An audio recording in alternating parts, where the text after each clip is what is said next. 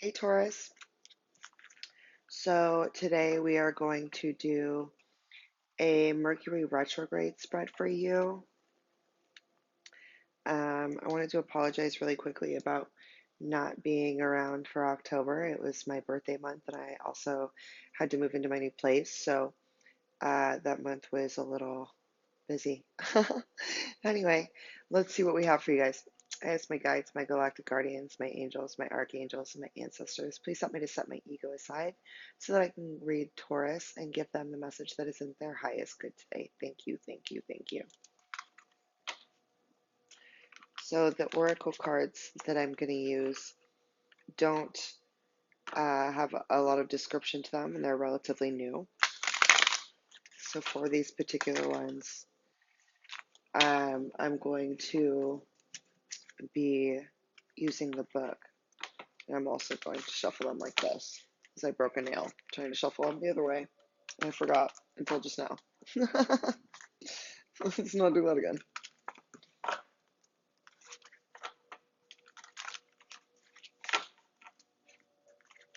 Messages for Taurus, please. Messages for Taurus, please.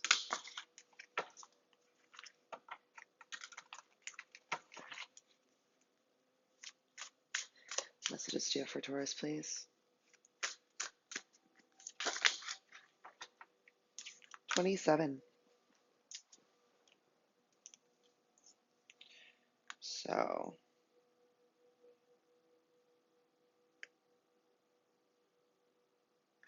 it's a really interesting card. Lots of heart chakra, throat chakra, and I guess the flower color in the middle could be root chakra. Let's see what we get for you guys.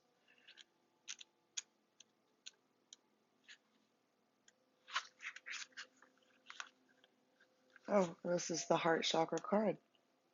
Look at that. So the words that are attached to this card are compassion, love, fullness, emptiness, generosity, eternity, and adoration.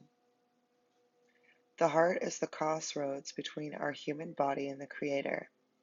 The first organ to manifest in a human embryo is the heart, from which the tongue grows. Every word we speak or kiss we give is an expression of our divine power in the physical world, and it is wise to treat it as such.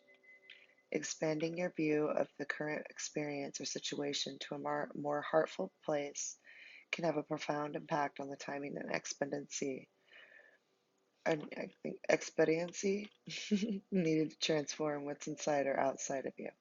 Crying tears of truth releases what no longer suits you, creating a space for what is now needed. You are eternally adored, every part, always. So also I'm hearing there's something that needs to be let go of, Taurus. 7 and 2 go together and make 9. 9 is actually a completion.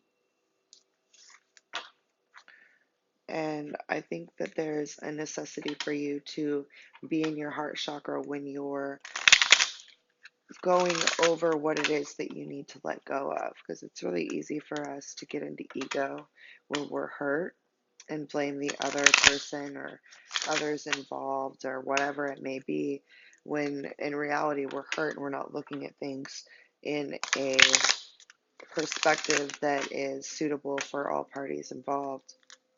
And in honesty, most times when we're viewing something through ego, it's a perspective that is actually self-sabotaging to us as well. So the first card is going to be what to expect this retrograde, Taurus. What can Taurus expect this retrograde, please? It's too many cards, guys. Taurus, expect this retrograde, please. I love when they get saucy and they spit a card out after I told them too many. You're going you're going the distance. Like you have endurance and strength through this. Sorry guys, my ear itches. Um,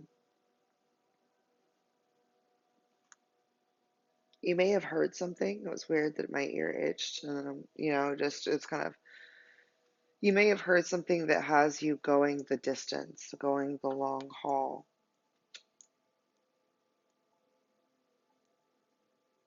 Just be careful of not overworking yourself or overexerting yourself. And that actually is number 47, which goes and makes 11, which is a master number, as well as the twin flame number. What are the obstacles that Taurus may face, please?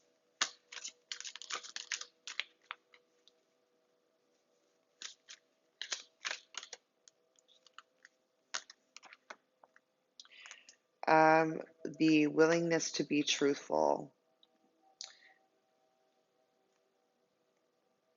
accepting things at face value. It's like you're wearing a mask. So be careful and be wary of wearing a mask when you should be authentic in showing who you are.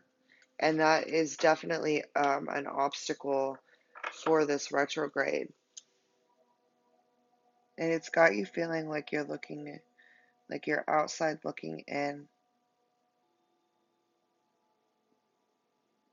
Whatever it is you feel disconnected from, there's a need for you to come out of denial. And that's an obstacle for you, this retrograde. What is Taurus's subconscious telling them, please?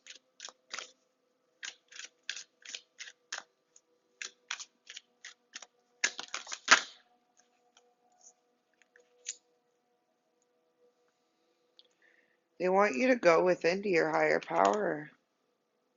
They want you to see source in everything around you. They want you to commit to a partnership with your higher self. They want you to consciously connect with your divine power within. There's a presence of the divine in everything that happens. And they want you to be aware of that and acknowledge that so that they can begin to help you grow. What needs to be released for Taurus, please?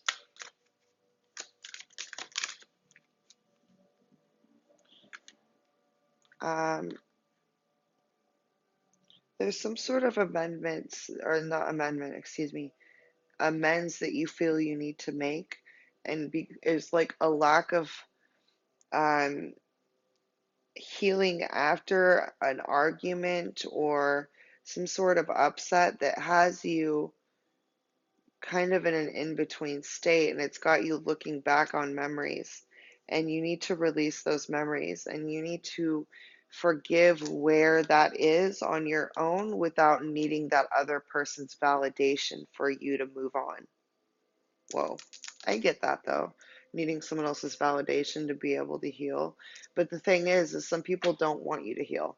You know, some people are miserable with company, or they're happy with their misery with their company. And you have to be aware of that, and you have to love yourself enough to move on, hands down. And end of story.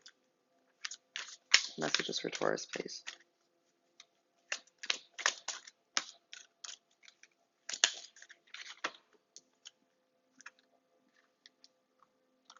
Yeah, you're reaching a peak, and like they want you to step beyond your limitations, and they want you to start consciously creating your reality. Like you've reached a peak where you're at. And it has everything to do with you not being transparent about who you are, Taurus. Yeah, wow. You're transmuting light from darkness. You're transmuting challenge into creativity. And you're shedding an aspect of your past. So the minute that you're able to release whatever it is that you're holding on to, I feel like your Kundalini is going to awaken. Like, this is the Sacred Serpent card. Like, this is really pretty intense. That doesn't happen to somebody who's just like la-di-da. Like, I mean, yeah, sometimes people's Kundalini will just spontaneously awaken, but I'm getting that this is the release of this is what allows you to step into that next chapter of awakening and ultimately of self.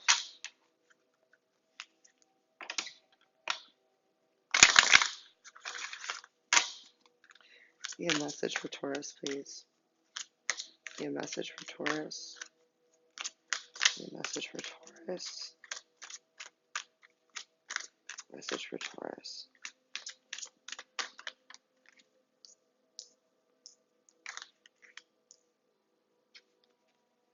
Message for Taurus.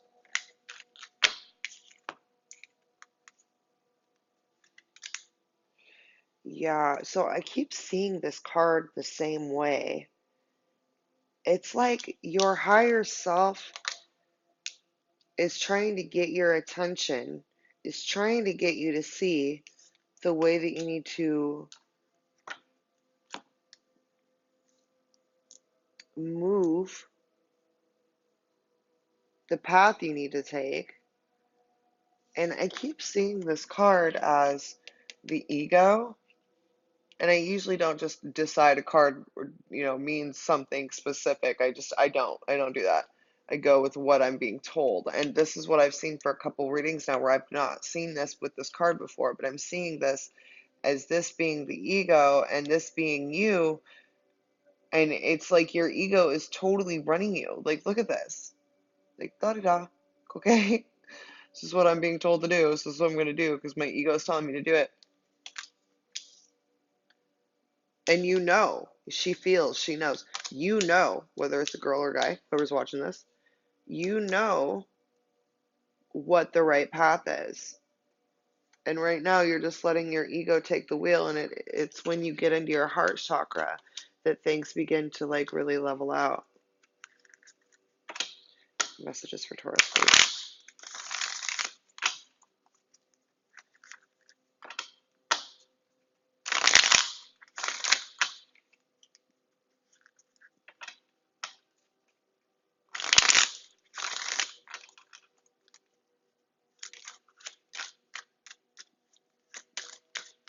Messages for Taurus, please.